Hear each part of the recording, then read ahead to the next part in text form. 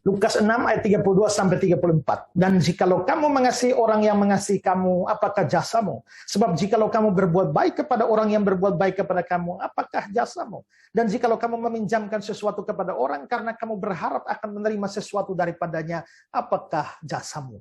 Kata jasa muncul 3 kali dalam ayat yang kita baca. Kata itu dalam bahasa Yunani adalah charis dan sering diterjemahkan dalam Alkitab Indonesia sebagai kasih karunia. Apa itu charis atau kasih karunia? Itu adalah sesuatu dalam diri Allah yang membuat dia mau memberikan atau berbuat sebuah kebaikan kepada orang yang tidak layak menerimanya. Ambil contoh begini, kalau saudara itu kerja pada saya, saudara baik pada saya, saudara ramah pada saya, lalu saya berikan 3 juta setiap bulan. Itu memang layak saudara terima. Tapi bayangkanlah saudara itu saya mintai tolong tidak mau, saudara tipu saya, saudara fitnah saya di sana sini, lalu saya kasih saudara tiap bulan 3 juta. Saudara tidak layak menerima 3 juta itu, tapi saya beri. Berarti di situ ada ketidaklayakan, itulah charis, itulah kasih karunia. Nah, Tuhan mau supaya di dalam perbuatan baik kita, orang Kristen itu ada unsur charisnya, kasih karunianya. Sekarang bayangkan, kalau ada orang baik kepada saudara, lalu saudara baik kepada dia. Berarti memang dia layak menerima kebaikan saudara, karena dia sudah baik terhadap saudara lebih dulu. Kalau orang senyum pada saudara, lalu saudara balas senyum, memang dia layak menerima senyumnya, karena dia sudah senyum lebih dulu. Begitu juga dia sudah ramah pada saudara, saudara ramah pada dia. Saudara tolong dia, karena dia sudah tolong saudara. Itu ada kelayakan, tapi tidak ada ketidaklayakan atau kasih karunia di sana.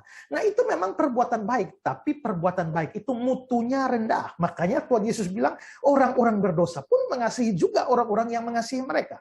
Orang-orang berdosa pun berbuat demikian. Orang-orang berdosa pun meminjamkan kepada orang berdosa supaya mereka menerima sama banyaknya.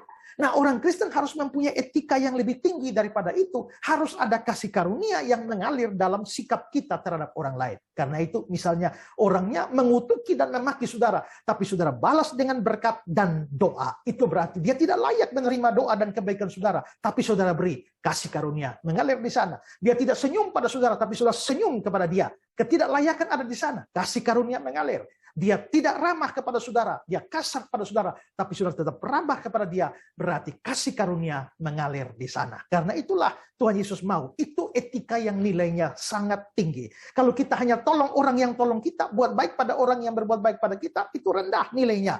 Tapi berbuat baiklah kepada orang yang jahat, dan melakukan yang terbaik bagi orang yang paling jahat sekalipun. Itu ada unsur kasih karunia-Nya di sana. Karena itu marilah kita pikirkan sikap dan perilaku kita pada orang lain. Dan biarlah kasih karunia mengalir dari setiap perbuatan kita. Tuhan memberkati saudara.